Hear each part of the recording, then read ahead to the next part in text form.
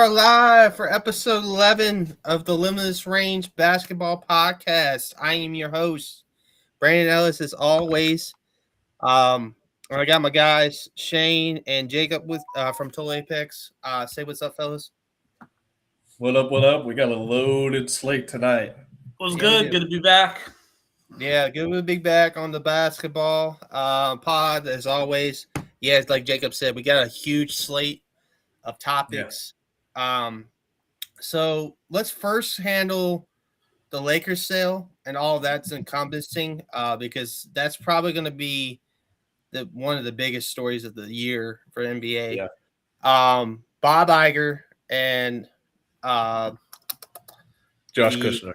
Josh Kushner, Jared's brother, bought the Lakers. They were going for the Vegas expansion bet, but they decided to see if the Lakers were for sale, which the guy who was the previous owner just bought them, I think, last year.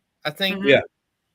Just bought them last year, but made $2 billion more than he bought them for, like essentially a profit.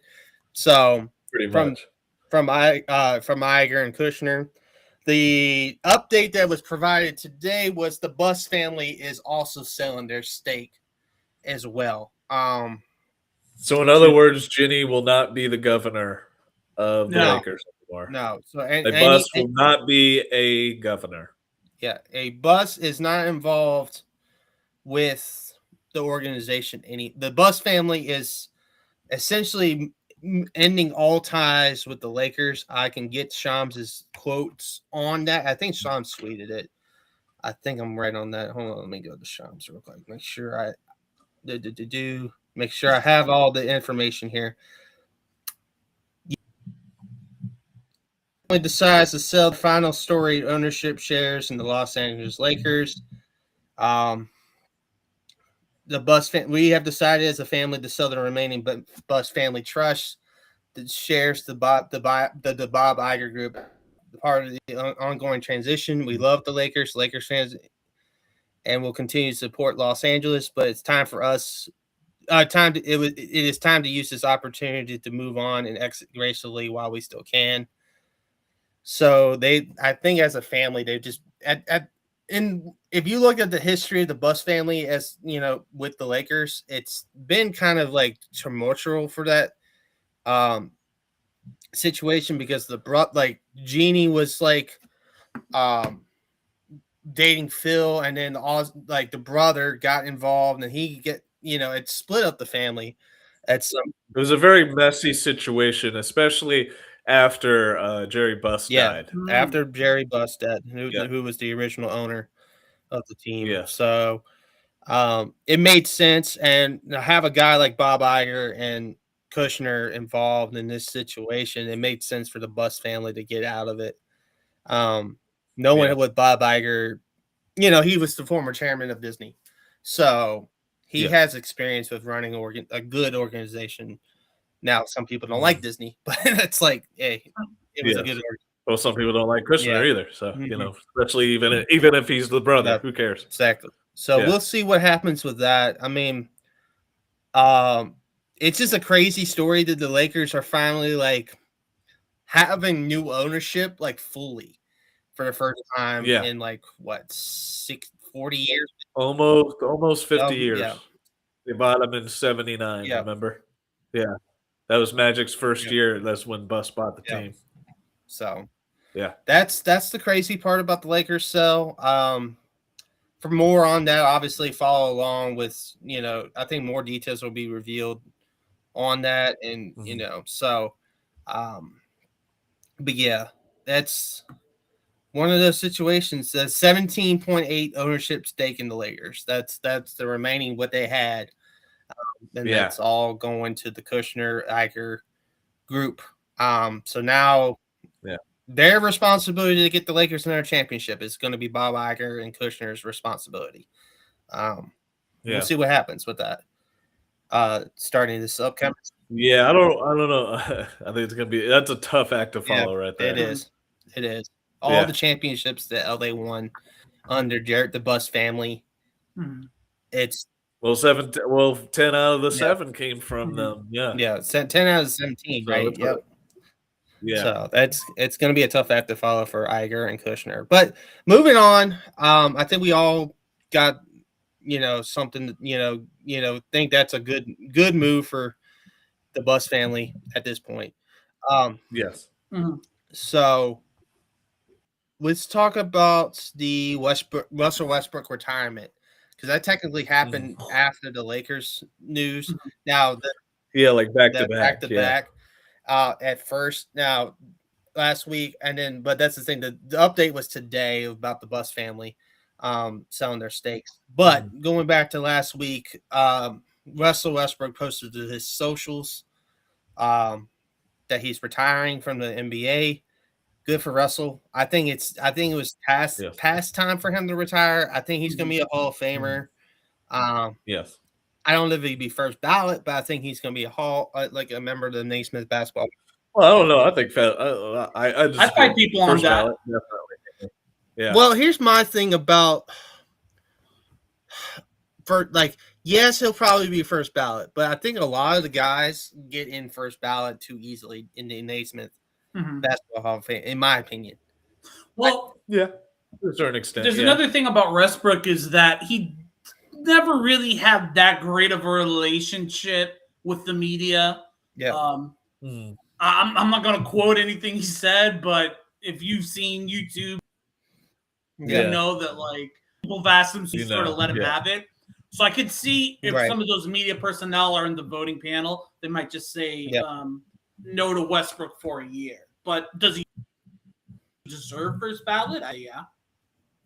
Yeah, but I don't think anybody wants to stir up controversy around that, like the Bill Belichick situation. I think it's just look, he's a certifiable first ballot Hall of Famer. Now, obviously, the Bill Belichick situation is a lot different than Westbrook's, but I just feel like even if he doesn't have the greatest relationship with the media, I just feel like you can't leave a guy of Westbrook's caliber off of the first ballot Hall of Fame list. No, I agree. I just wanted to play devil's advocate with that because I think he does deserve to get in. But I think for me, a lot of those guys, I get it because it's everything, like international career and all that stuff too. And I know he has the MVP. I know he leads one of the league leaders in triple doubles all time. Well, he's the leader. Yeah, all time triple doubles leader. Yeah. The stats are Hall of Fame worthy. What he doesn't have is a USA Gold, which helped Melo. No, he has a USA Gold. Does he? A gold medal? 2012. He was on that. He was on that 2020 team, was he? Yeah, he was on that 2012. No, he was on the 2012 team. That was the only Olympic team he was on.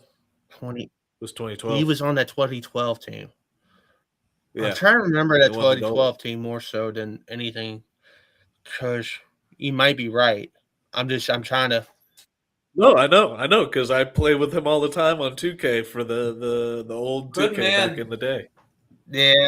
I know all about it. I guess you're right. Yeah. I guess you're right. Hold on. I'm double checking. Yeah. I'm just gonna fact check it for myself because I know that team had Durant. I know that team had Kobe. I know that team had LeBron. I know that team had CP. Had K-Love. Yeah, it had AD as a rookie. On there. But yeah, that team, the bench players on that team get lost more so than Yeah, I think they had Darren Williams on that team. I think Darren Williams was on that team. I believe it because that was the period of time where he was like. Yeah. Okay, so he does. You're right. It was was the Thunder's big three was on that team. Yeah. So okay, I'll take it back. It was literally like they won the gold, and then literally a week later they traded Harden. Yeah, the Thunder did. Yeah. All right, I'll take it back. I'll take it back. But so he has the gold. That'll help him his case too for the Naismith. But the NBA champion thing, and then also CP. With CP, I think having 2 gold medals, I think CP's argument's easier for me. than Russell's. Because he's done he was a great college player. He was a great NBA player. Yes. Russell was a great college player. Well, Russell's a great college player too. Final Four guy. I think he was Pac-12 Defensive Player of the Year when he played for UCLA. So he was a great college player too. I just think I know you're putting down his accolades. I'm just like his accolades are pretty damn solid They're too. solid. They're solid. They're solid. And obviously, even though he didn't win a championship, he's one of the greatest players to never win a championship. He is. We can put him up there with the Charles Barkleys, the Karl Malones, and all that. Yeah. No, I agree. And he's got an MVP. Yeah. There's a lot less that you can detract from CP3 than you can from Russell Westbrook. Yeah. Like other than no chip, there's really nothing bad you can say about CP3.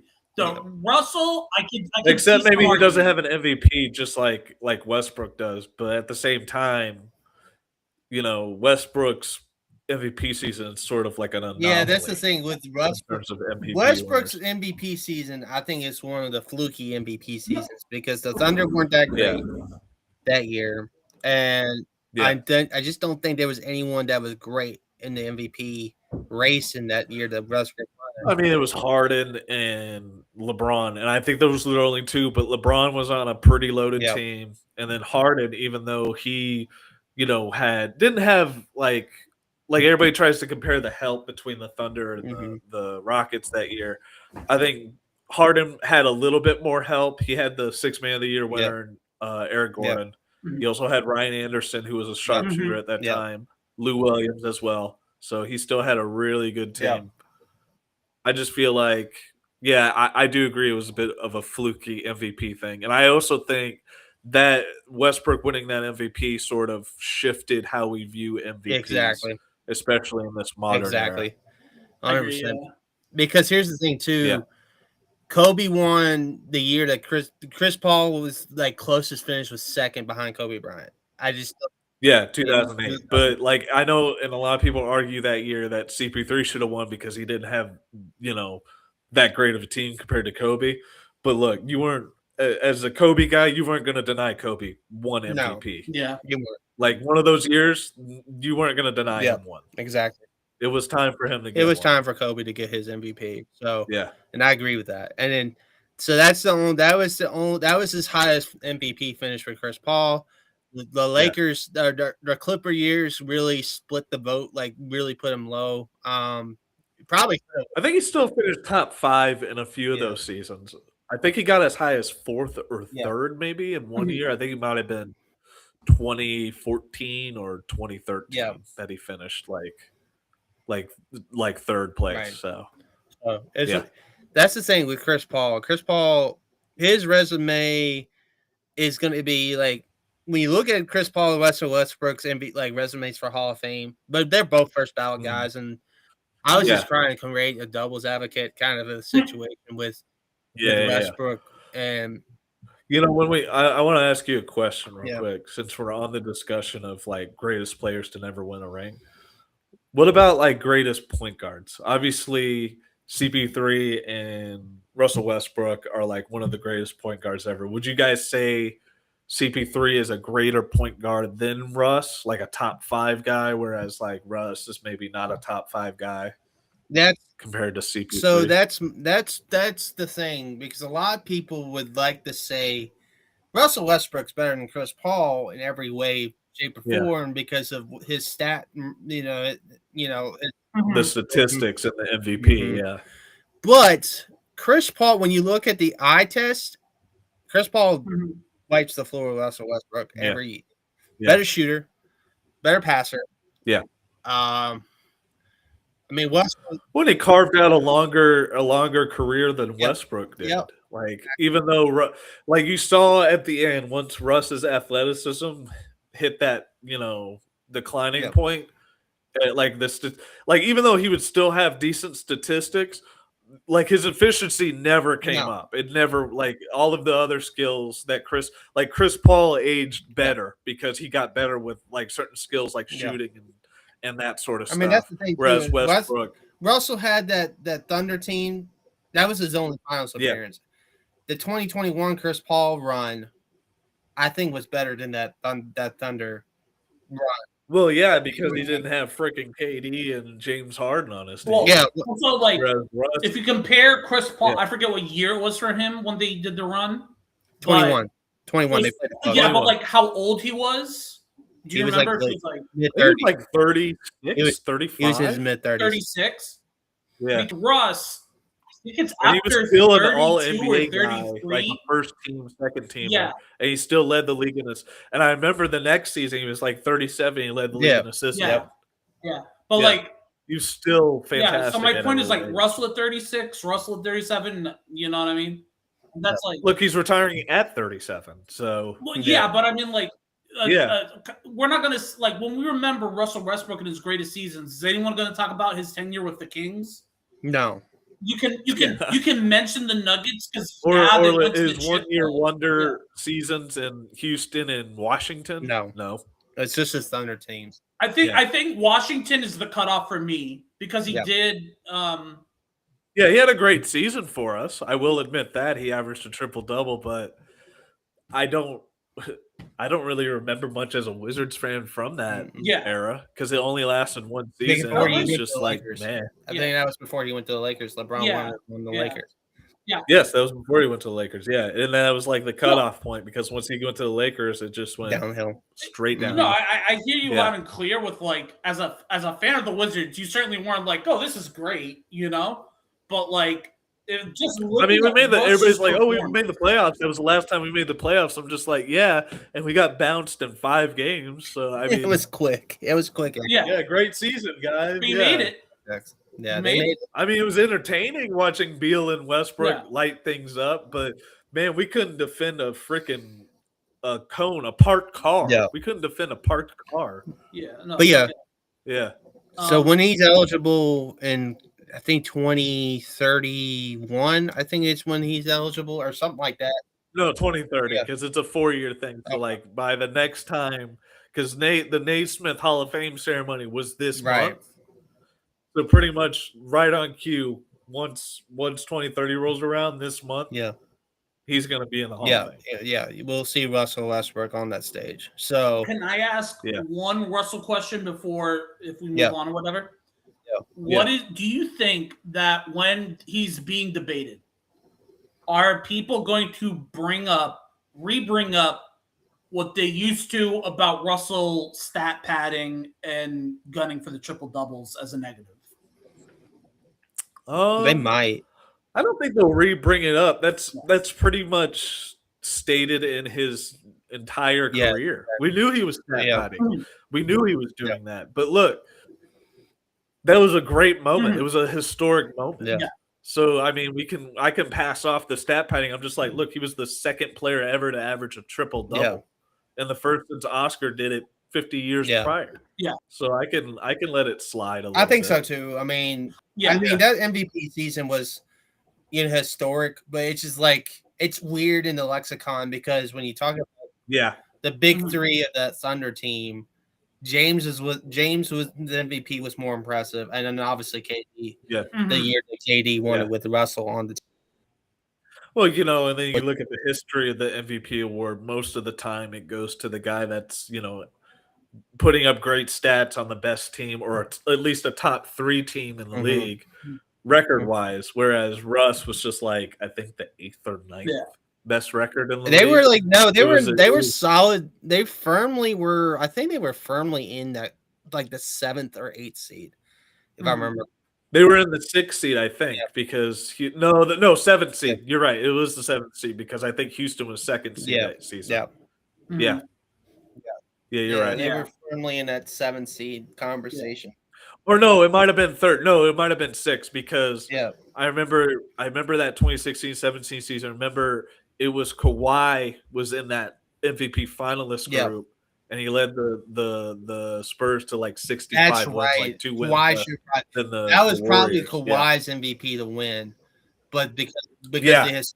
If it wasn't for obviously the Harden and Russ debate kind of overshadowed him, but I think like in terms of best MVP years, that was his. Yeah. So that was the crazy part. I mean, Kawhi got his revenge a couple years later carrying that Raptors team, title. But yeah. to me that. But yeah, good career for Russell Westbrook. I've never been the biggest. I've never been the biggest Westbrook guy. I'll say that 100%. Like, I just his game to me was like okay. So if Derrick Rose, who ended up developing the jumper, never developed the jumper, I think that's what Russell Westbrook is.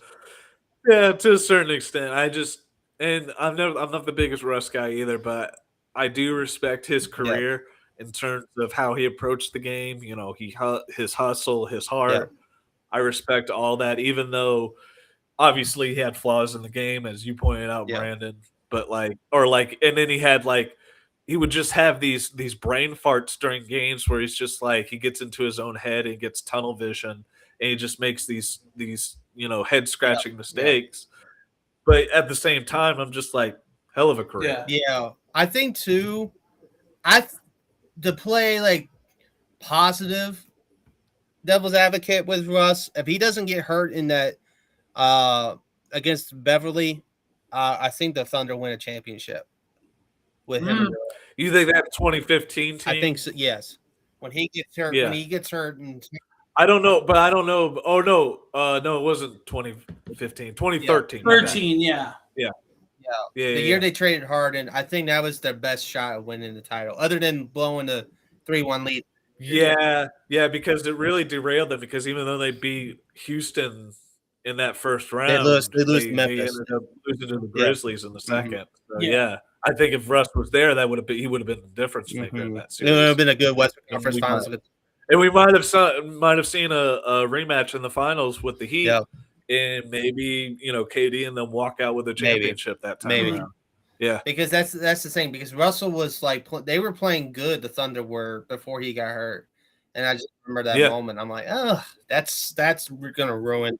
Yeah, well, they were the second seed. Yeah, they were right there with the Spurs again. So I think it's interesting from the standpoint of like Russell Westbrook fandom, because like I'm a big Russ guy, but it's not because like this new like computer knows what to do. Like he just goes. And I think part of it is the humor. People that love him love the athleticism, and he just like plays like fluid. And he plays hard. And like if I had to like if a Thunder, I'm thinking of him as a Thunder player. If a Thunder game ended, would I rather watch like Russell Westbrook's post interview or like I don't know, Bang Theory? Watch Serge Ibaka. No, I probably watch Russell Westbrook. I remember it might have been like 2014.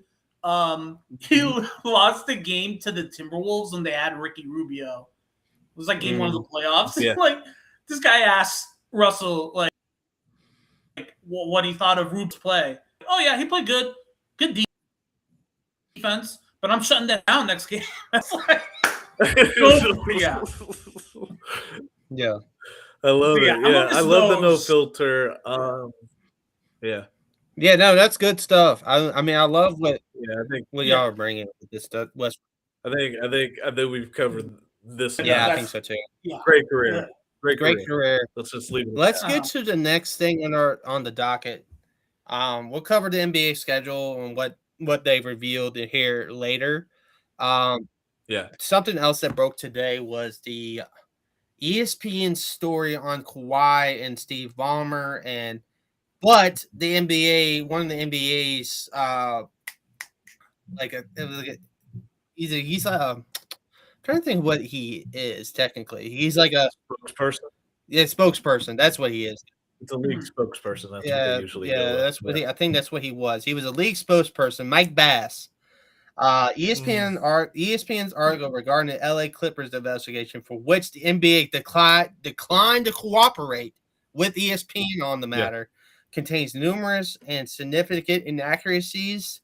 The results in this matter will be made clear once the investigation is concluded. ESPN article said that Steve Ballmer had no involvement with the sponsors of the Kawhi situation. Well, they said it had concluded when it had not yet. And that's the thing too. And I don't know who wrote the ESPN article off the top of my head at the moment in time. I think it was Ramona Shelburne. Was it Ramona? It might have been Ramona. Ooh. Yeah, because she's been on top of this one. Story. She did write the Lakers story. Let me look at it. Yeah. So it's Ramona Shelburne, Baxter, and DVN Jr., which is Don Vadnada Jr. As well. I thought it was her because she's been covering this story extensively. And then another Baxter Holmes is another LA guy. And then Ramona obviously is the senior, probably the one that has the headline here. Yeah. So that's the thing. That's the dicey thing about what we do as journalists. It's it's one of those situations where if the NBA doesn't want to be involved and they push it out, but it's inaccurate. Yeah, and that's the problem. It's what the industry has become. Well, I think it was them just hunting for clicks and a headline. I don't understand, because when you look at the history of this investigation, just last month they said it was going to last a while. Mm-hmm. They said it wasn't going to wrap up any other time. They said it might extend to next season. Well, so I just didn't understand, like when I read the headline today, I'm just like, oh, that's BS. There's no way, because they literally just said they were gonna the investigation was gonna keep going, and that's why a lot of people don't like ESPN right now, because they're trying to get the clickbait. They're trying to clickbait, all that sort of stuff. Yeah, so that's just piss poor reporting and journalism by Ramona. I expect better. Yeah, I expect better. I mean, she's on time. That's the thing. Yeah. I don't know if she felt pressure by the company to get it out or what. That's the thing too with you. Maybe in terms of that, but also I just don't understand. I just don't understand the need for the pressure. You're just like, if you, as a self-respecting journalist, you can still go to your editor and be like, "Yeah, I'm not pushing that out." That's not and the other thing too is, like, you got to remember there are other people on that byline other than Ramona, right? Yeah. Yes. So my guess is, out of respect for Ramona, she probably didn't edit it. Mm-hmm. I wonder if because when you have multiple people on a byline, it's usually they're doing different things. She might have had a different section. You know what I mean? She might have had a different section in there. Mm-hmm. Reporting on it, whereas like different than other ones that wrote it, where they were just like, the investigation's concluded. They might have wrote that. Well, Ramona did something entirely different. This is the first time I've heard of Don Vadnada Jr. and Baxter Holmes. That's the first time I've heard of these guys on the. Those sound like generated names. That's the thing. They've probably been on the website writing for a long time. Because some of the writers don't appear on TV, This is really the first time Vincent Goodwill has been appearing. I've just never seen an article written by either one. No, and that's the weird thing. It's just it's weird. They must be new guys that they just brought in, or something like that. So it's just not great especially when ESPN made those layoffs at the end of last month. With the budget cuts to try to keep McAfee on, try to keep that money for Pat McAfee, which we'll get to Pat McAfee some other time.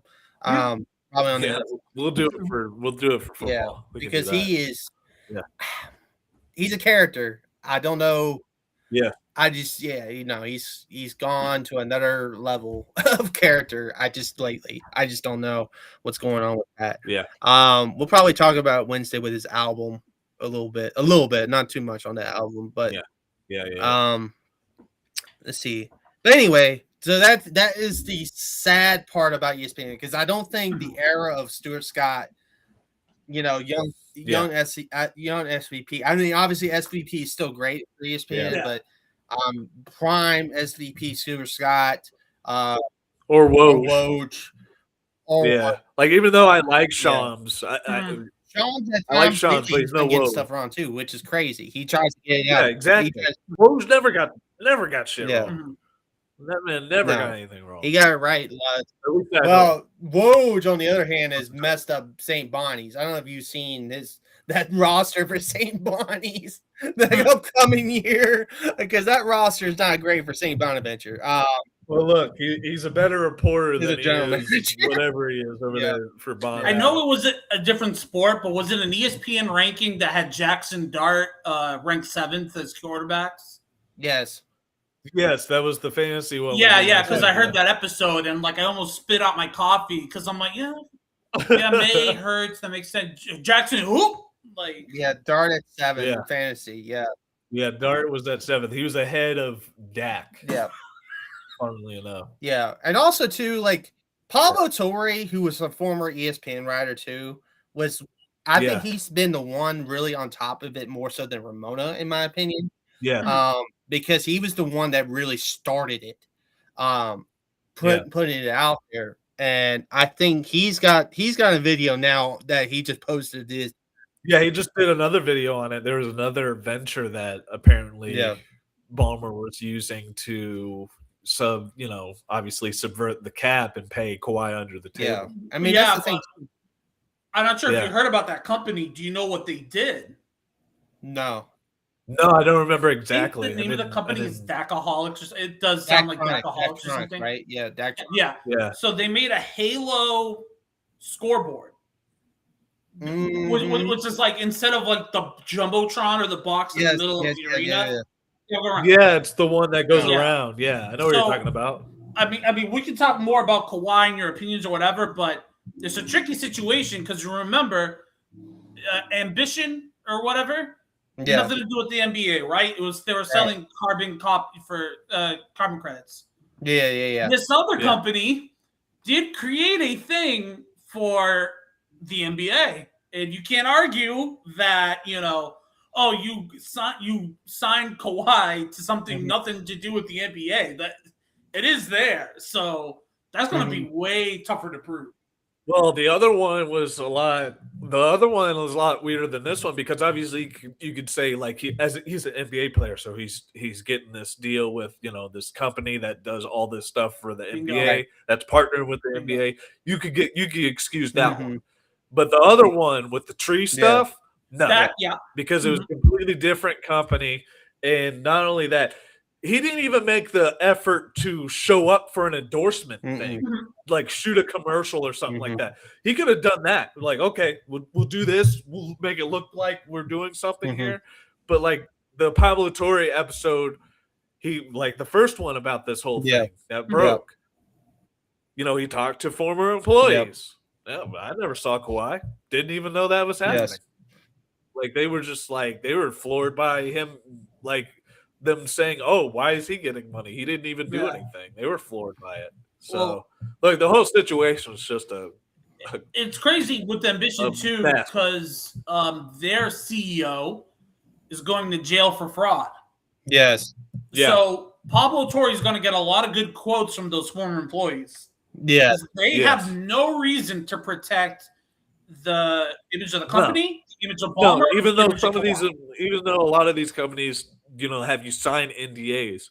When your company's going under because your CEO is going to jail for fraud, the NDA gets null like that. Yeah. So that's the thing with the aspiration thing with Kawhi. This is aspiration. Yeah. It's a messy situation with Kawhi. I think the NBA is going to take their time with it. This ESPN thing is, that's just makes us look bad, guys. Really, it makes journalists look bad, inspiring journalists in general, and it's not good. Hopefully they fix it, and we'll see what happens over the next few.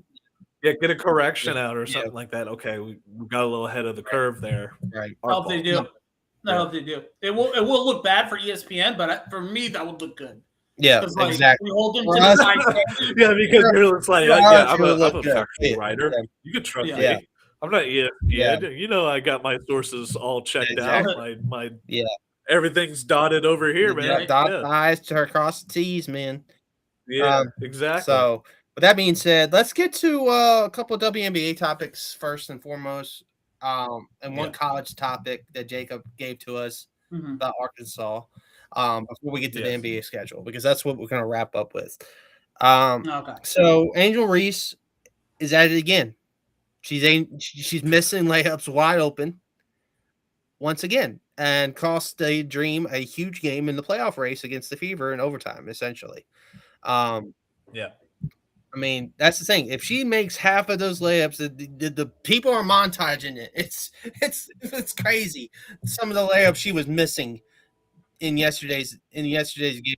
Well, look, all she has to do is make the layup at the end of the freaking game. That's right under the basket. Make the one. Make the game winner. Literally right under the basket. Nobody else is there. Just finish it. Game's done. Game's done. But it's not done. Yeah. It's not done because it's Angel Reese. And we tried to praise her earlier in the earlier episodes of this pod for her season with the Dream. But it reared its ugly head. Like we knew Angel Reese was going to be Angel Reese once again, and it's just crazy to me that she can't. Look, I've always like we said in that earlier episode. I always called her the female Dennis Rodman. Yes, you get rebounding out the wazoo for sure, but in terms of the other things, not so much. So you called her on offensive game outside of putbacks. Yeah. Nothing else. Well, my thing with Dennis actually made open layups when he had them. She can't. She can't do it. She I don't know what's the problem, but she can't seem to do it consistent. I don't know either, man. I don't know what's going on. So wait, you call her the female Dennis Rodman? Because you call her the female Dennis Rodman? I'm just saying because she's the female Paul George, according to Enos Freedom. Oh yeah. Paul George could shoot though. Podcast, yeah. That's what hold on. Yeah. There's one thing I'm going to say about Enos Freedom. She said that when he gets to the WNBA, the first thing he's going to do is dunk on Angel Reese. First of all, no. Second of all, unfortunately, Angel Reese is probably going to come off the pick and roll. So no. That's the last thing I'll say about it. He can't defend the pick and roll. Yeah. I'll dunk on Angel Reese. That's the thing too. And there was a few, more off the court kind of stuff that E.S. Kanter is talking about at this game with the I don't really want to get I don't want to get into it either, but I just had to mention it was something else that's probably mention it. Look, it's too stupid not to mention. Yeah. I agree with not making it a part of the show, but I need at least the occasional joke. You need a little joke in there. And look, I appreciate it. We appreciate it. But back to the topic about Reese. Yeah, back to Angel. The thing about her, man, is even when she tries to take a layup, it's ugly as hell. Ugly. Like you don't know. Like half of the time, you're just like, "Is that going to be a brick or is that going?" That's the thing with her. Like, you're not sure. It's literally a coin flip. It's so bad. I don't know what she. That's the thing. What is she practicing? That's what I want to know. Because obviously you got to be in the gym practicing. Is she literally not practicing layups? She's just she needs to practice these layups. That's what she needs to do, 100%. Because I don't lock her in a the gym and tell her you need to make 500 layups before you walk out of this gym. Exactly. Yes. Because my thing is with Angel Reese, and she's one of these players that I didn't like, pointing the ring when against Caitlin Clark. I did not like that. Yeah. Because you're putting the target on your back as soon as you get to the W. Because you're thinking you're Caitlin Clark. Let's be honest. Well, you're not just putting the target on your back for the W, you're putting your target on the back for the public. And then because ever since that moment, it's been polarizing thing after polarizing thing with her. And the fact that she's an all-star is because of the polarizing element of it. half the time. I don't think she's an all-star player. I don't like as a player on the eye test. She's not an all-star to me. I'm sorry. No. Like, even if you look at the statistics, they're like, oh, she's averaging a double-double, like 16 and 13. I'm like, even then, I'm like, look at the efficiencies. Look at the efficiencies, and then tell me she's an all-star player. Well, just look at the game and tell me. Look at the tape and tell me she's an all-star. And that's the thing. I don't think she'll ever be the eye test all-star. I know she'll have the all-star resume because she's multiple-time all-star. Yeah, at this point. At this point, it's just like it's crazy to me that Angel Reese is one of the what people are calling pillars of the W.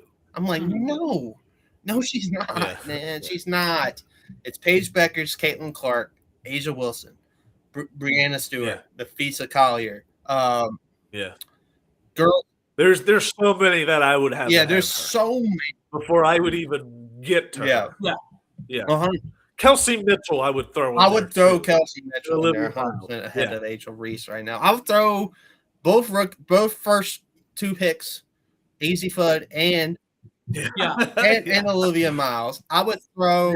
Jawama K, I'd throw over Angel Reese. Yeah. There you go. Yeah, her too. Ricky Agubawale, I would throw her. Did you say Ionescu? I have not said Ionescu, but it's obvious. Yeah. John Claude Jones. Yeah. I would throw Sonia Citron. I would throw Kiki Irifin. I would throw Plum. Did you say Plum? I have not said Plum, but Plum is definitely on that. Olivia Miles. I already said Miles. You said Olivia Miles. I would throw. I would actually. You know what? This is comparable. Wait, hold on.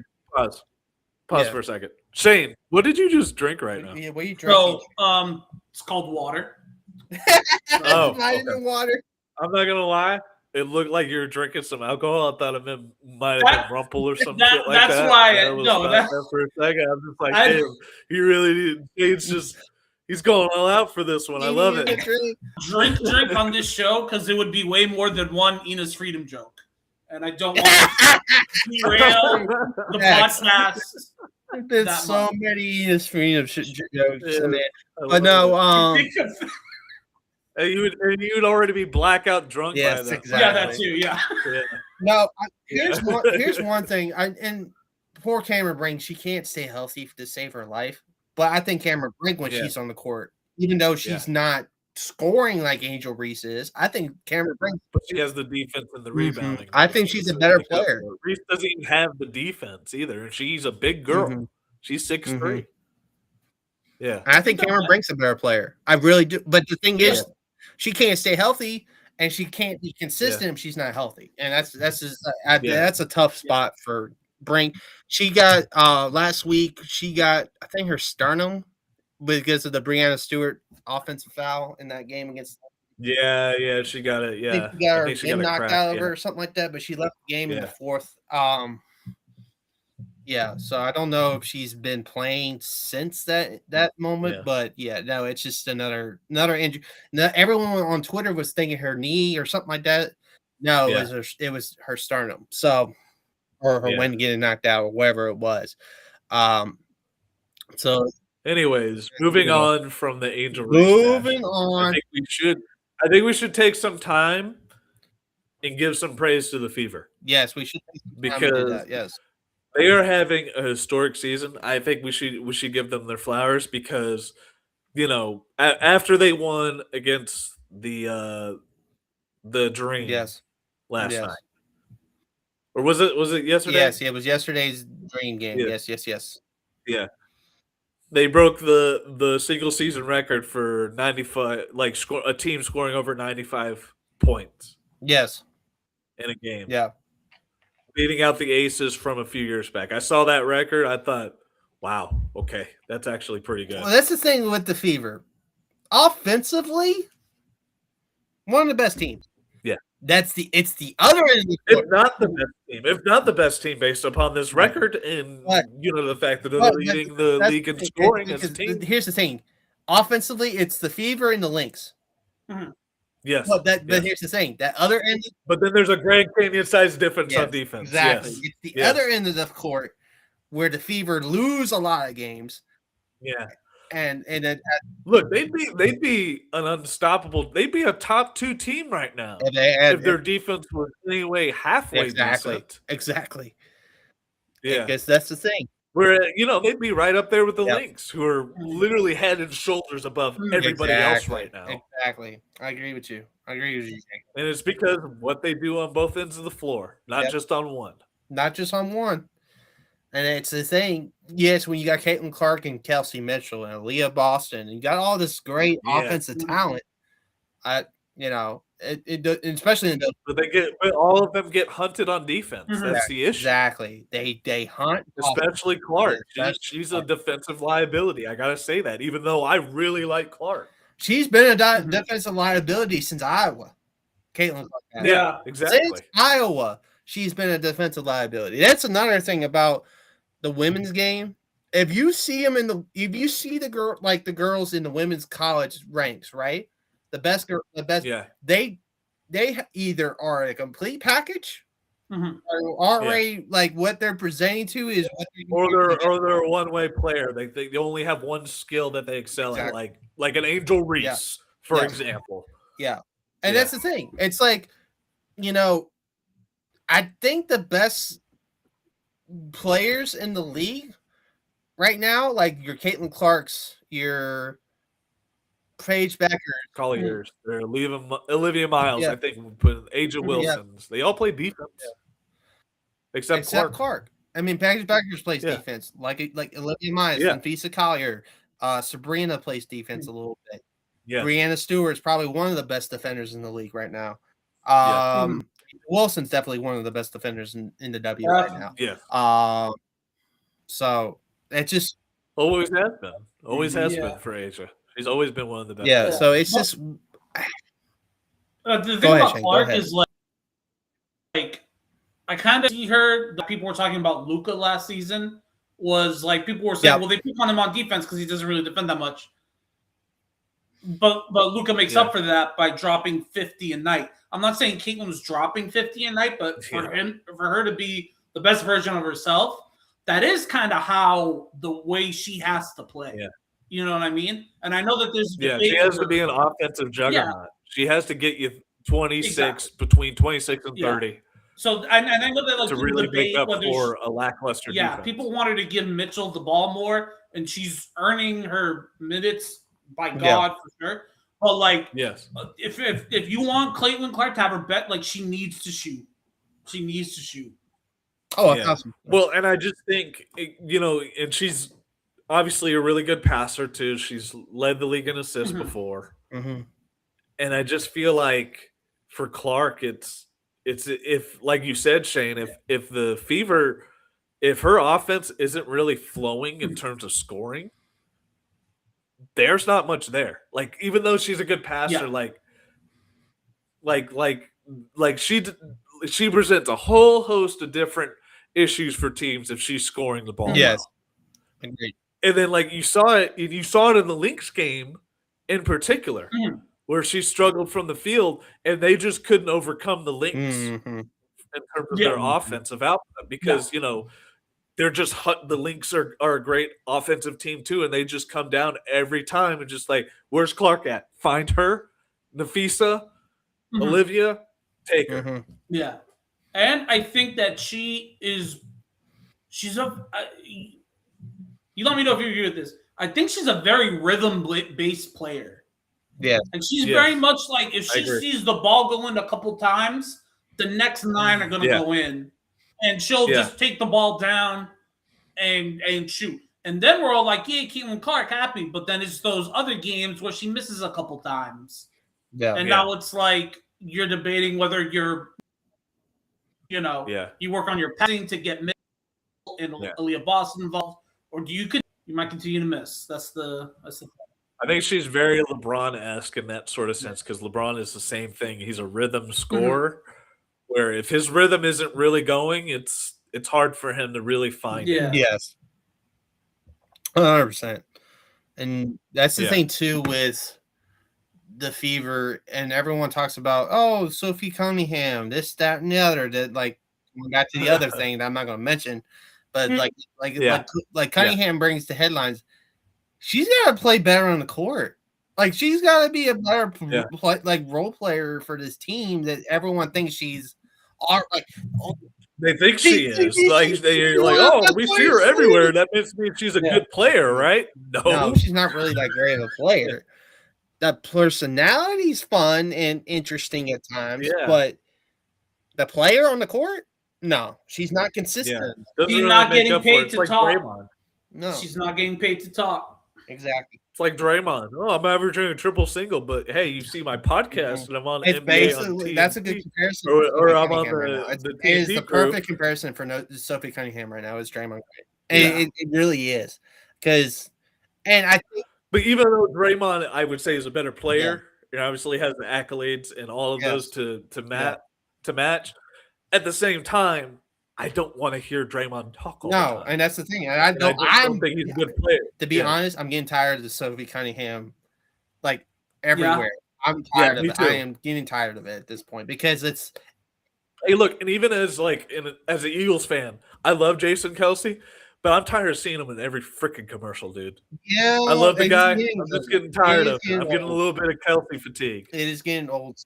Even though I have a Kelce jersey, I'm still getting that fatigue. Yeah, that's the thing. Like him and his wife. Like since you brought it up, as much as I love both Jason and Kylie, right? They did a Peppa Pig special. I think for either Kylie's. I think it was Kylie's pod. And it was Kylie's pod. Yeah, and I was like, okay, I get it. It's a fun passion thing for probably their kids, and that's what made it great and fun. But they're everywhere. They're everywhere now. They're everywhere. Yeah, it's overexposure, man. I just you get fatigue from it. You just literally do. Which naturally happens, but I will play devil's advocate for Kelce for this reason. Yeah. He's retired. Yeah. Yeah, true. So he has a lot of free time now. He wasn't pulling a Travis where he was doing everything. Yeah, exactly. Playing. But I'm thinking more of the Draymond Green comes in because a couple podcasts ago, this is what Draymond does. He's like, this is my podcast. Yo, Austin Rivers sucks. Like, da-da-da-da-da-da. And I'm going to drop 8 and 5. You know what I mean? Yeah. Not being productive on the court. Yeah, exactly. It's like you talking, and then you get. It's like Jaylen Brown talking a little bit of smack on his pod, but he backs it up because he averages freaking 29. Yeah. Who cares? Yeah, exactly. But he's going to have to back it up this year because the way he at the end of the season on his Twitch stream. I mean, that's the thing about Jaylen Brown. He's going to have to back it up this year. I mean, that's the thing. Yeah, and he got his wish. Definitely this year. He got his wish, got his own team. Let's see what happens. Even though it's not really his own team when he's got Joel Embiid and Tyrese Maxey and LeBron James. And there's just everybody. It's your team, and then he goes to Tyrese and LeBron. Like, I'm just kidding. It's yours. Yeah, it's there. Don't believe it's what it said. Yeah. So we'll see what happens with that. Let's see what else on the docket. Oh, I had this on the docket. Diana Taurasi. My goat. Right now, probably my WNBA goat. I agree, she is the goat. Either her or Candace Parker. It's close. I think I'd still get the edge to Diane. Yeah. But and honestly, if she hadn't retired early, I think Maya Moore would. Maya Moore would definitely have been the goat. 100%. Yeah, she would have 100% been the goat, but obviously things didn't turn out that way. But she did it for a good cause. Yeah, I respect Maya Moore doing the way she did it. So but the Diana Taurasi is the closest thing we'll ever see to Kobe Bryant in the W. Probably if other things, if Kobe and his family, if Gianna Bryant didn't, if Kobe and Gianna didn't die, we would have. If that whole situation didn't go down. If that whole situation didn't go down, I think Gianna Bryant would be in the conversation for the closest thing we've seen to Kobe Bryant in the W. Yeah. Well, she would have. Yeah, she would have been in the W by. Well, no, she was like what, 12, 13? Yeah, I think it's something like that. So it'll be a couple more years. Yeah, she would have been in college by now. Exactly. So we would have already seen the inklings of it being the seed of it being planted. Exactly, and it was beautiful. But yes, but like I said, Diana Taurasi is the closest thing to a Kobe Bryant we'll have. Yeah. A couple-time champ, in the W. I think she won it twice with the Mercury. All her time with the Mercury. She's won a couple times, and then she's won more than a few MVPs too. So. Yeah, and also gold medals galore. Yeah, great college career. Great college career. Great. Oh yeah, UConn, look, all these chicks from UConn have great college careers. It's UConn. And then, but she's also the all-time leading W scorer. I don't think. At least right now, probably until Asia passes her. That's the thing. Yeah, just if Asia passes her, then that conversation changes. I think it. Yeah, I don't know. Like Asia's right in there for that. That's what I'm saying. If Asia passes her, it definitely changes because she's definitely the GOAT. Because she's won like how many MVPs, how many championships, like 4 something each. It's incredible.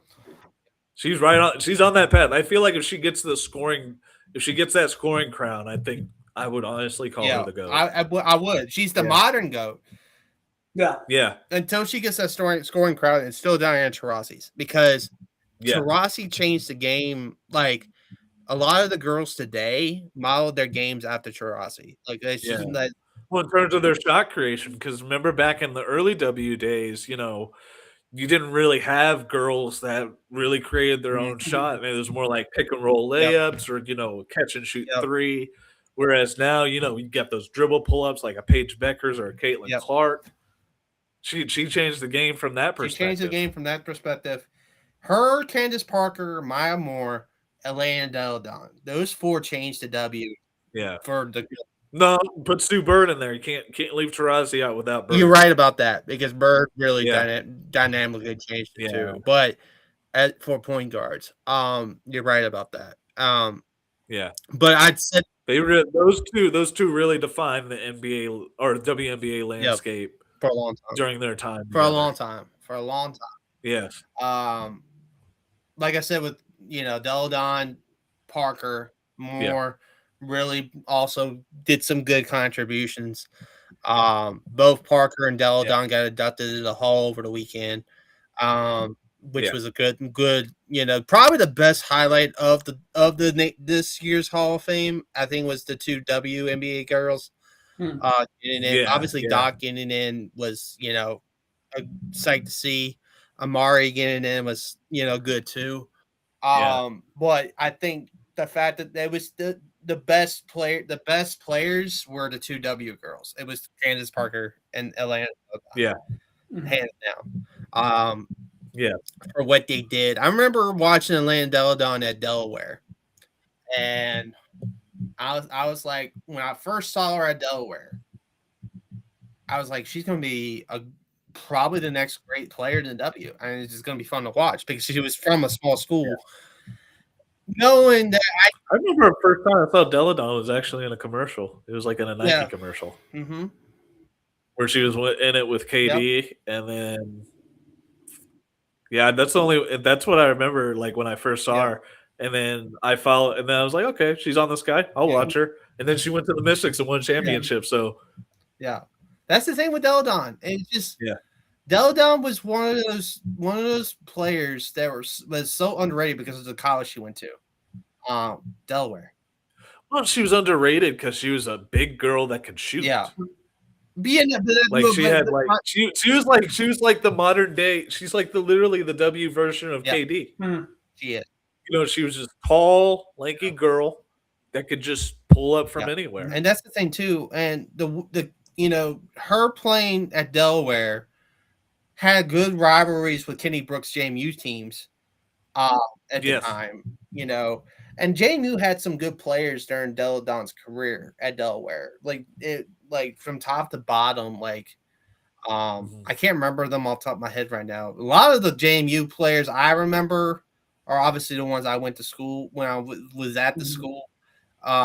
Yeah, during that time. I mean, there was a couple like I have to look them up, and I'll probably look them up and bring them up another time. But those teams at JNU were good teams with Kennedy Brooks and with O'Regan as assistant, and they went to they had good opportunities to beat Deladon. But I think Delaware was probably the best CAA team at the time. JMU was a close second in those situations, and it was just because Deladon was dominant. She was so dominant in those matchups. Even though Kenny Brooks was Kenny Brooks. It's just it's tough to guard that that 6'2", 6'3", wing. Like I think she was like 6'4". Yeah, something like that. She was a tall, like I said, tall girl that can shoot. That's crazy, like a KD. Yeah. So yeah, that's the W segment for this week. So let's wrap it up for the last 15 minutes or so and talk about the NBA schedule for 2026. Well, don't forget my topic. Oh yeah, let's get to Jacob's topic. Yeah, let's do that topic real quick. You go ahead and introduce it, Jacob. Go ahead. Well, Alabama is not the only college team in terms of the basketball that is having players get arrested, and we're questioning their futures because recently, over the weekend, there's a player by the name of Isaiah Seeley. Yes. His guard that plays for Arkansas. He was arrested in Fayetteville this past weekend. And let me look up the charges. So he's arrested in Fayetteville. Now, the update is he was released on a $1,615 bond. So he's still with the team. We don't know. They're still gathering information. They will handle the matter internally. That's what the Razorback Athletics said. But the charges were pretty serious. So he's facing charges of criminal trespassing, obstructing governmental operations, a minor charge in possession of alcohol, and possession of a controlled substance. So now they have his court date scheduled for September 28th. So his time could be very much like Aiden Holloway's, where it's like it's up in the air whether or not he's going to be able to continue his collegiate career, at least for a D1 program. What are your guys' thoughts so far? I mean, the kid probably made one of his worst decisions of his life, probably, if he gets kicked off the team because of it. And I hate when college players do this stupid thing all the time. They think they're already big and they've already made it. They think they're invincible. Yes. And they think they're invincible. Like all college-aged people, including myself when I was in college, thought you think you're invincible when you're young like that. Me, on the other hand, I was savvy. I was savvy. I never got in trouble like that. That's the thing. I knew better. It's just better, and it's crazy to me where these kids. Well, it's crazy to me how go ahead. Yeah, you have that much fame, a little bit of notoriety at your school, that you would fall into these little pits that are set up along your path, and I just don't understand it. I just don't understand it.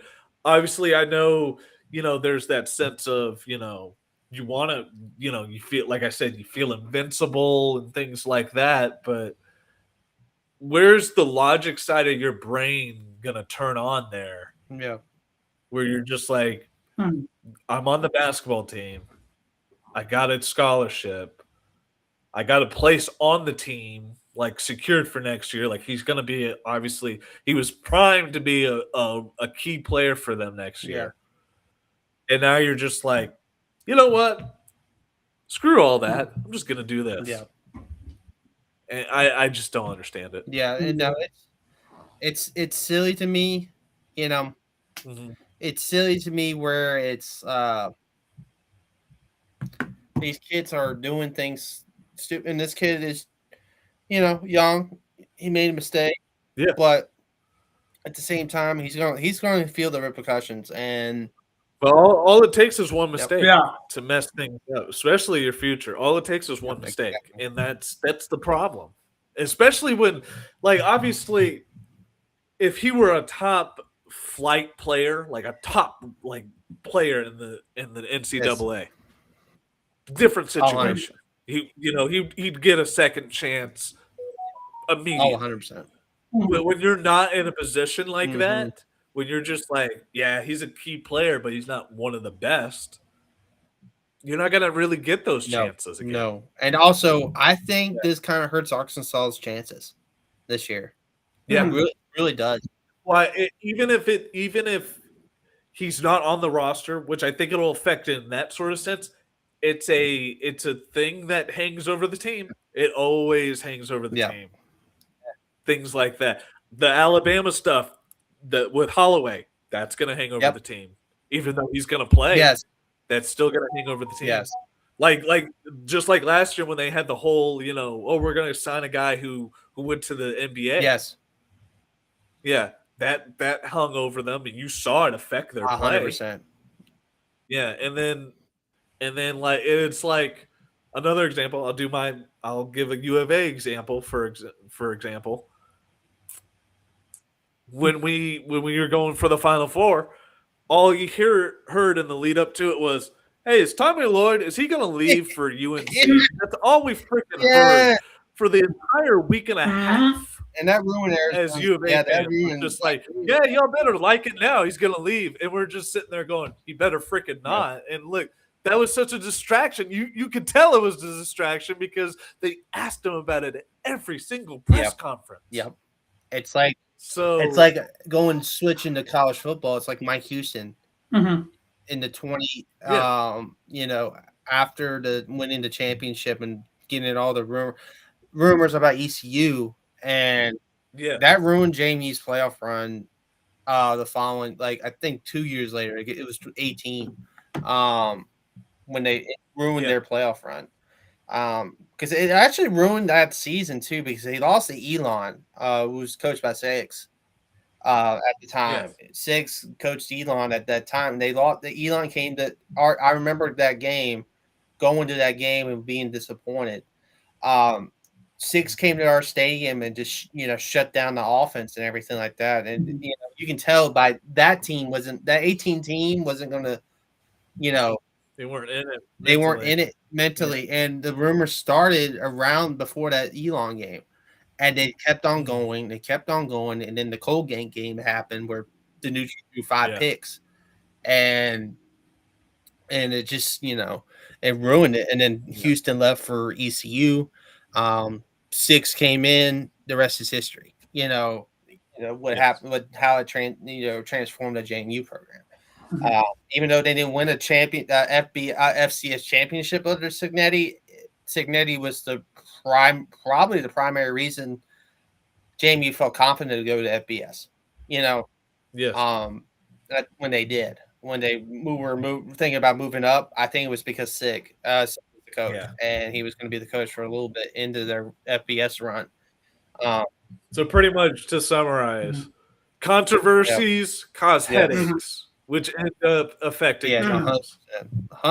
Yes. I just wanted to,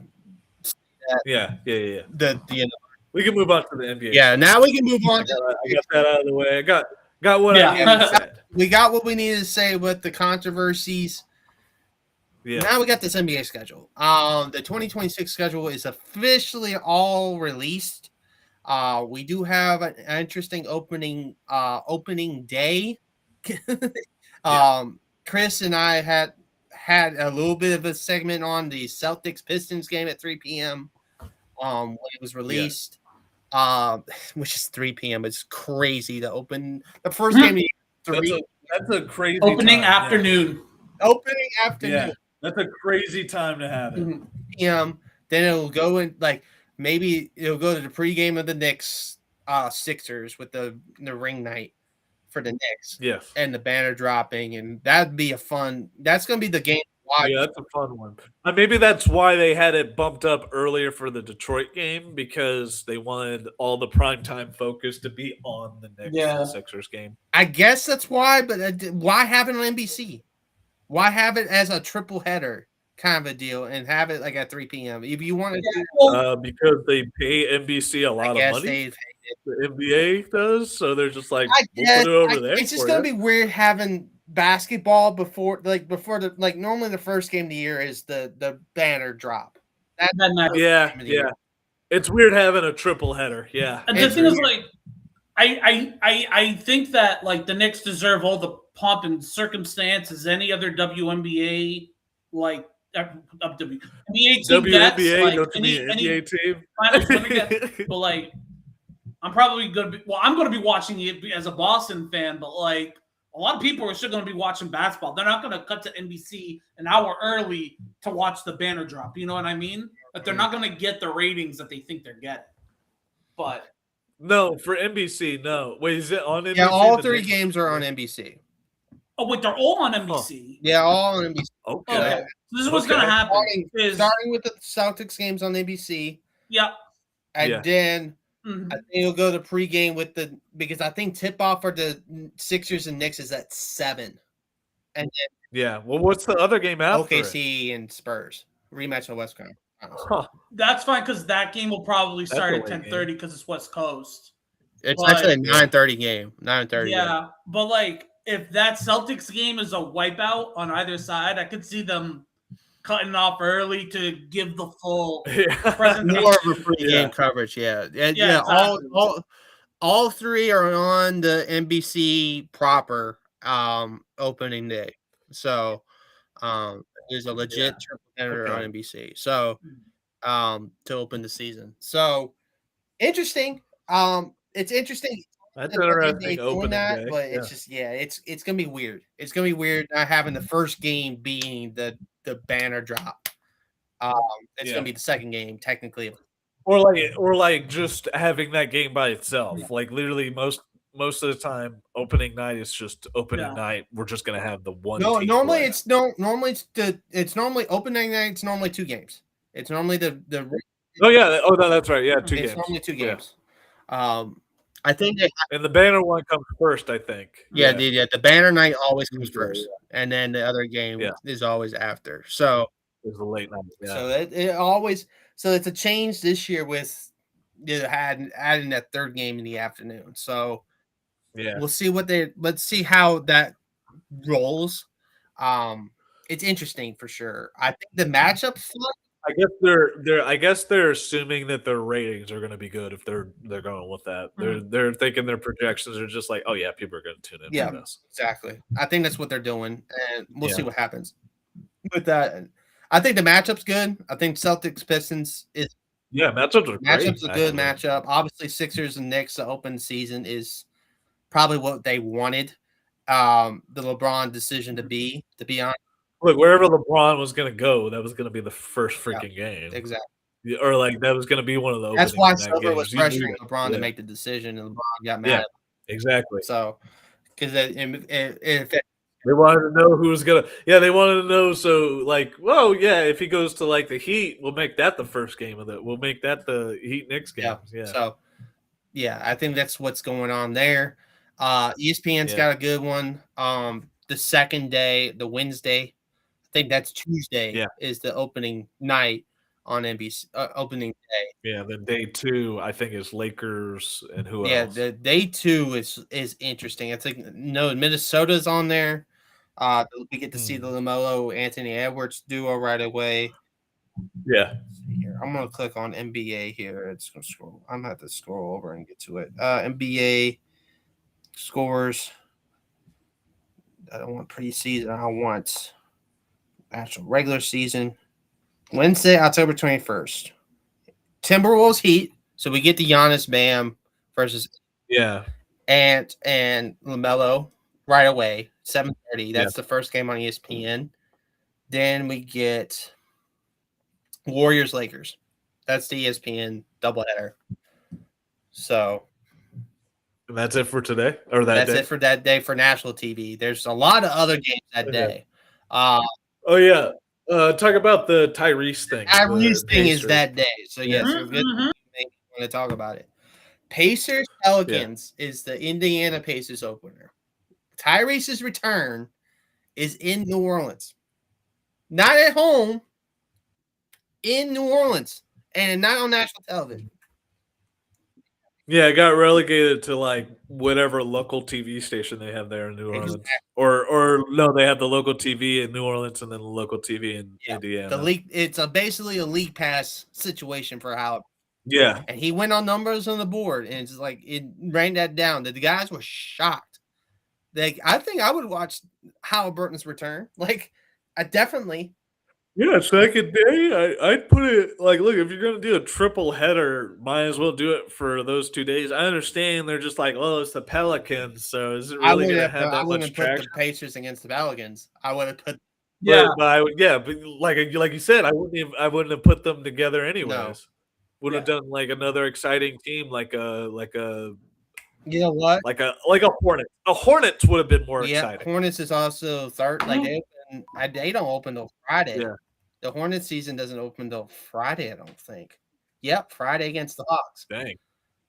So that's their first game of the season. Yeah. And so why? Let's get to this Christmas slate. I love this Christmas slate. This Christmas slate is fun. And they had to compete with the NFL because the NFL's got Eagles, Texans on Christmas Eve. And they got Bears, Packers, I think, on Christmas. Along with a couple big ones on Christmas this year. So the Christmas slate for the NFL was cooked. It really did. But the NBA Christmas, they put out the heavy hitters for this. They had to. They put out the heavy. They put the rematch of the finals, Spurs Knicks, rematch of the NBA Cup, rematch of the finals. That's the first game of the day at noon. First game of the day at noon is you get your finals rematch. Second game is at MSG. I heard it's at MSG. It's a rematch in MSG. Yeah.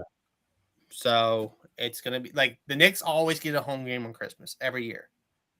So but yeah. Then we get Heat Celtics at 2:30. That's not bad. Yeah. Now we get, is that at Boston? Yes, it's in Boston. Okay. So it's in Boston. So Shane, you should probably go report on that game. Right. Yeah, you should go to that. Yeah, I mean, get that ticket early, bro. Those tickets cost a bit more preseason, just to let you know. But, it's a lot pricier of a ticket than a preseason tie. Against Anthony Richardson's Colts.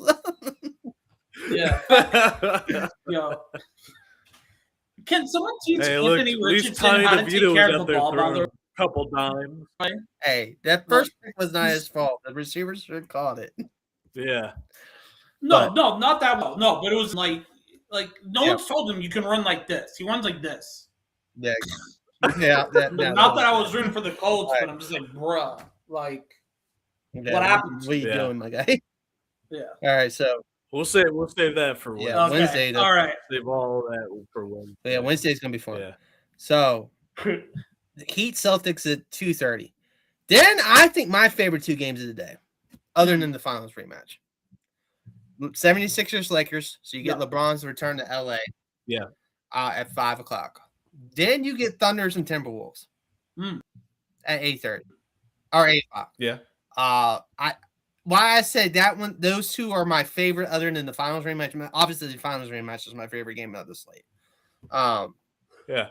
But I say those two were my favorite, and I'm leaning Timberwolves Thunder because Ant Edwards on Christmas always steps up.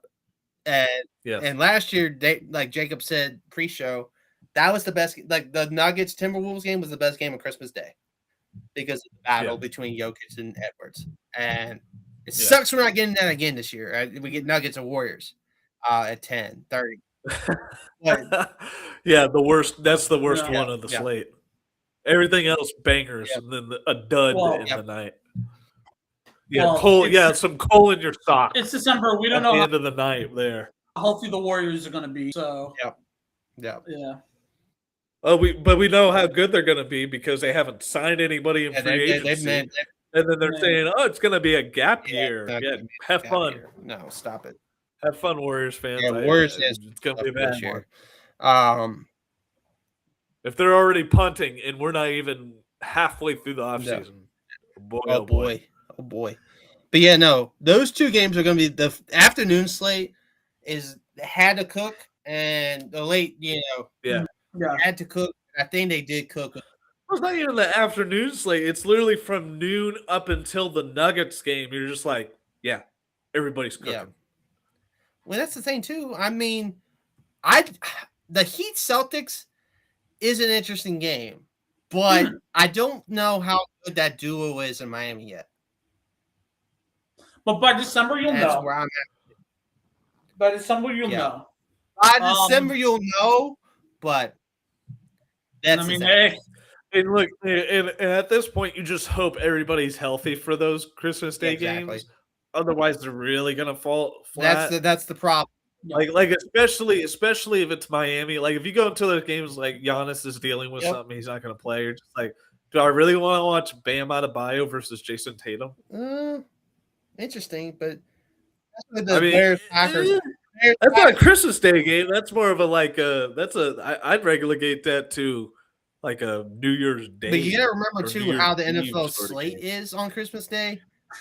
And I think a lot of people will be watching Bears Packers over that Celtics Heat game. Sorry, Shane. I hate to say. Well, is it coming on at the same time? It's coming on. Well, Bears Packers is the first game of that day at 1 p.m. So it's during the end of the. Yeah, so pretty much at the same time. So yeah. Considering how well the NFL did, Packers game. Obviously, so this is all I'm going to say about Christmas Day. My family better not try to talk to me or nothing, because I'm going to be in front, and I'm just going to be flipping. But yeah, you're gonna watch both games. You're gonna watch Bears Packers. You're gonna watch Celtics. You're gonna have like me. I could do the double screen thing with YouTube TV. Exactly. Just do that. Yeah, no, that was on. And Netflix on one screen and the other screen, NFL. Well, if it's on YouTube, wait, is it only on Netflix? Oh, if it's on Netflix, I can't do it. Yeah, it's on Netflix. Damn it! Yeah, I can't do it. That Netflix slate is. Like you can only do dual screen for anything on YouTube TV. Yeah. Okay, so it's week 16. So Bears Packers on Netflix, Bills Broncos on Netflix, and then the Rams Seahawks is on Fox. So you can do the 8:50 YouTube.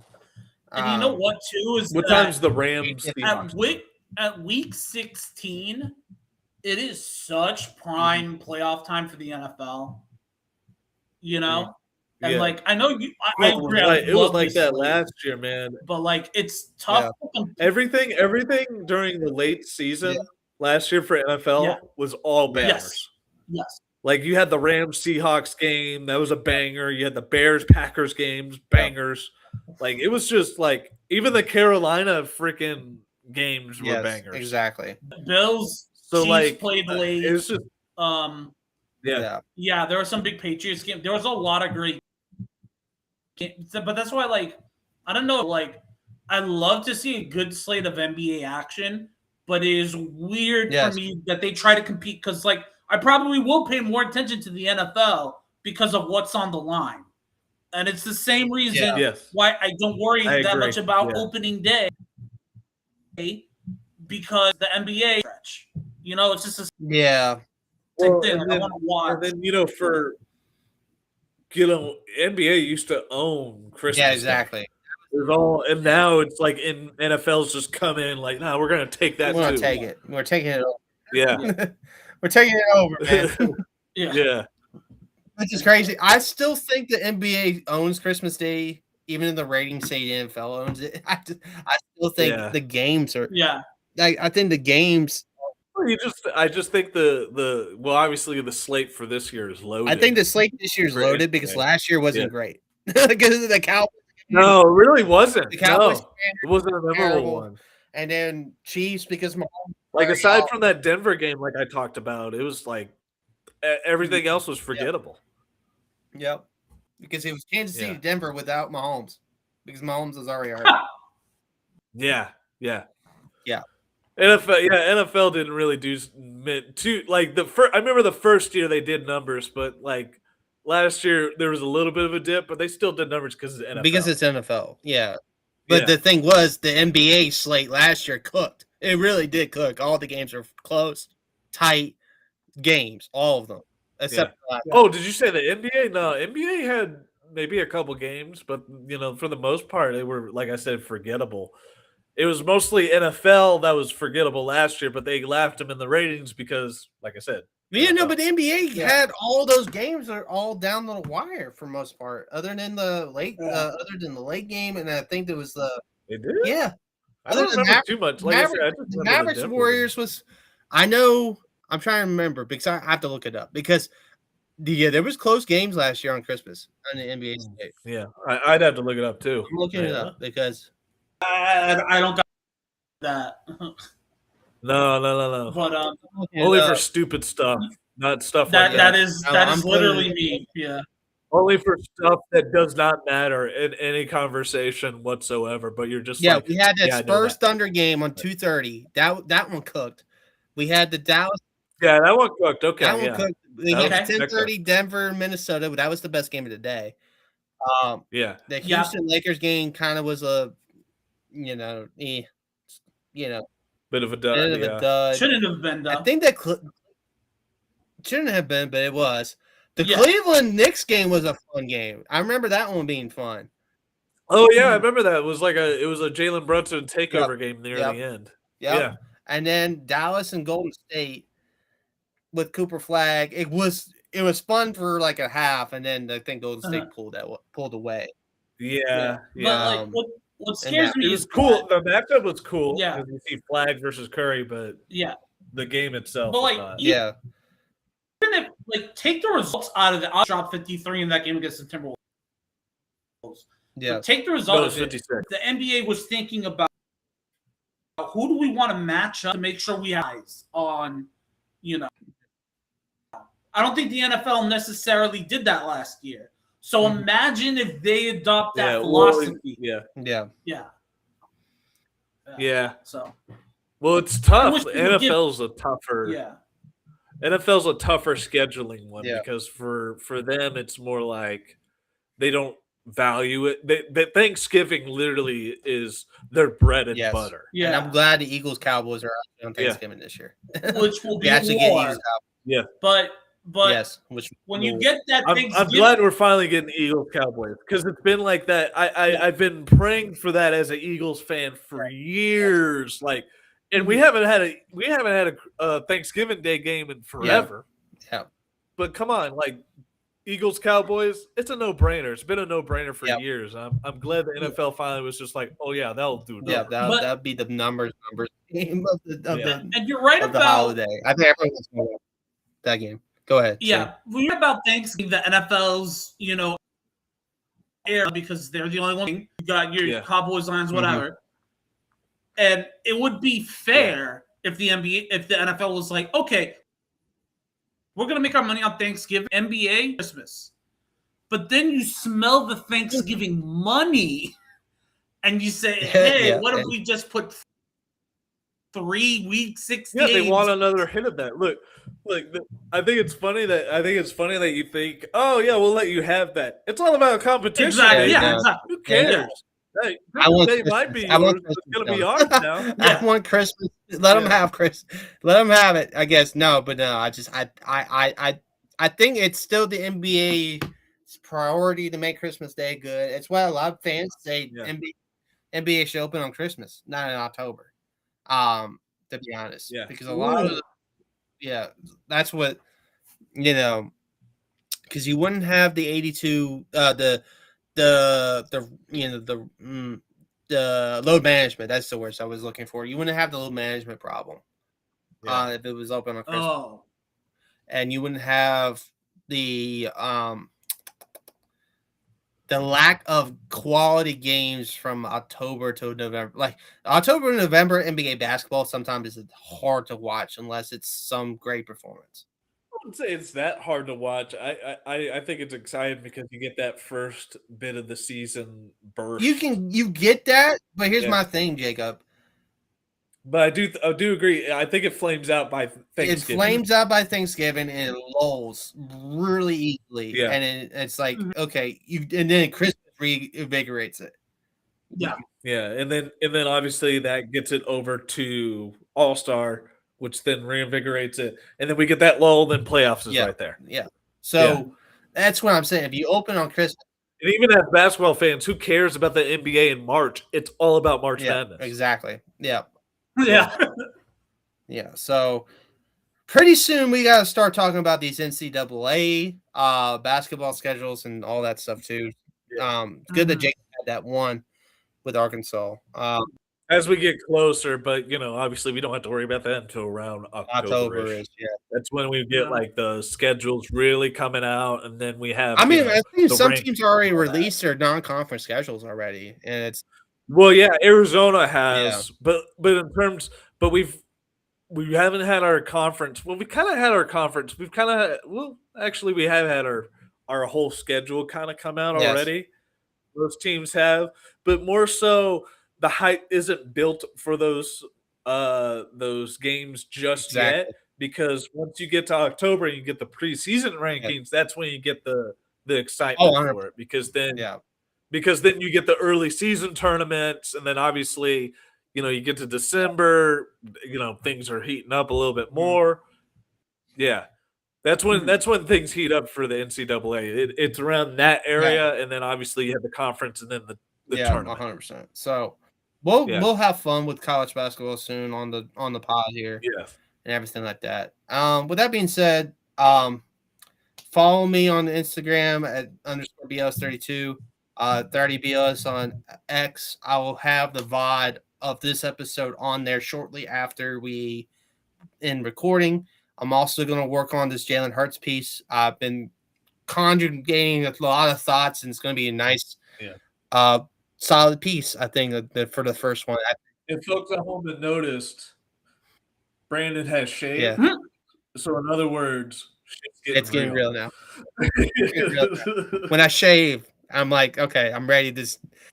Let's go. He's putting on a serious face. It's time to get going. It's time to get going with this writing stuff. So that'll be out either late tonight or probably tomorrow. It might be tonight or late afternoon tomorrow. It'd probably be late afternoon tomorrow, to be honest. Like, I actually post it because I'm going to start on it tonight and then might not finish it. And I'll just finish it tomorrow afternoon. So that's the plan there, and get it posted and all that good stuff. So look for it tomorrow on my Instagram, my X, my Facebook, community post on YouTube, and everything like that. So that's on ellishighlightreal.wordpress.com is the site link. I have some stuff on there now. If you want to preview that, I'm probably going to throw a couple Hayden Panettiere references in my piece. That is something also that it was tough to see that last night. That her passing was announced and everything like that, and it was a shock. It was a shock. So I'm probably going to throw either a Kirby from Screen reference or a Love You, Beth Cooper reference in there for this Jalen Hurts piece, because that movie's underrated and it needs some praise. No, Remember the Titans? I will do Remember the Titans. I will do that would be the one. Do at least one there. That would be the one I definitely do, because that's the thing. Remember the Titans. I love that movie, and it makes the perfect sense for this. I just don't think of it as a Hayden Panettiere. Yeah, I know. Yeah, it's her first role. I don't think of it as that. I think think about others as like a her thing, like a Heroes or a National or stuff like that. I mean, I know she's in it. I know she plays the daughter of of Hoyt.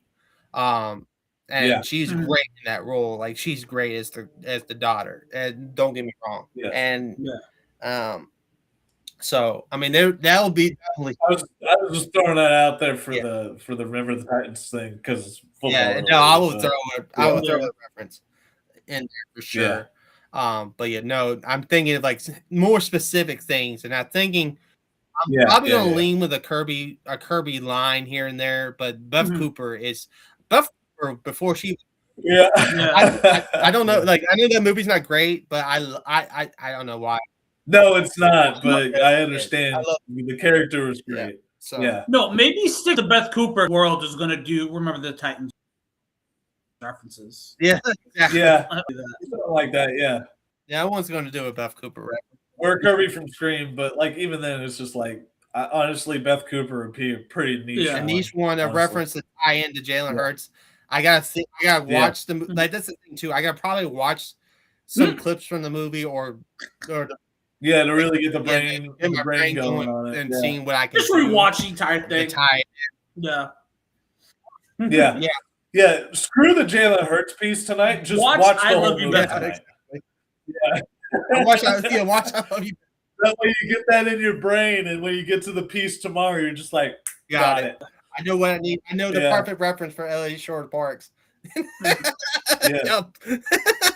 So, anyway, so go ahead and support. Shout out y'all's stuff real quick. I'll go ahead real quick. You can find me on Instagram at JDPerrine24, like you see on the screen there. You can also find me at TotalApexSports.com. If you just type in my full name, Jacob Perrine, into Google, the first thing that'll pop up is my page on Total Apex Sports. So check that out. You can find all of my articles, past, present, whatever, on there. You can also go to my Muck Rack, where I also have all of my stuff on there. I also have some Yard Barker stuff on there as well. So please check that out. Shane? Yeah, you can find all my stuff at Muck Rack. You can find all my stuff at Total Apex Sports. You can also find my stuff if you click into Shane's into Instagram or X. You can find some stuff there. And then this Wednesday, obviously, with the End Zone Rush, I think we're going to be talking a bit about the tie that I got to witness with my eyes. Happy about that. But and again, like fantasy season, so this is my Super Bowl week. So Super Bowl month. Yeah, stay tuned. You can find all that on Ellis highlight reel YouTube.com. We'll be on there again, whole crew, including Chris and maybe Andrew will be there for End Zone. Yeah, I'm going to message him the next couple of days. I was just looking up since Jacob brought up the Total Apex, I just wanted to see my page was still there. Guess what? It's still there. Oh, it is. Beautiful. I didn't. Here, we'll plug that in too. Check out Brandon Ellis on TotalApexSports.com for his stuff. Yeah, that's still there. Yeah. Even though he's not part of it anymore, we'll plug it anyway. Look up the archive. Yeah. It's all Obviously, you'll find stuff on there that's like 4 months old, but hey, it's good stuff. Hey, man. my writing style, it'll be there. But that's the thing. I was more professional on that site. This Ellis highlight reel, it's like I'll have the film references thrown in and stuff like that. More fun. You can be a little bit more free. Well, I wouldn't say we were pretty free. We're pretty free at Total Apex. Yeah, more free. At the same time, we approach it a lot more professionally. Yeah. Whereas, with your blog, you can I can do whatever I want.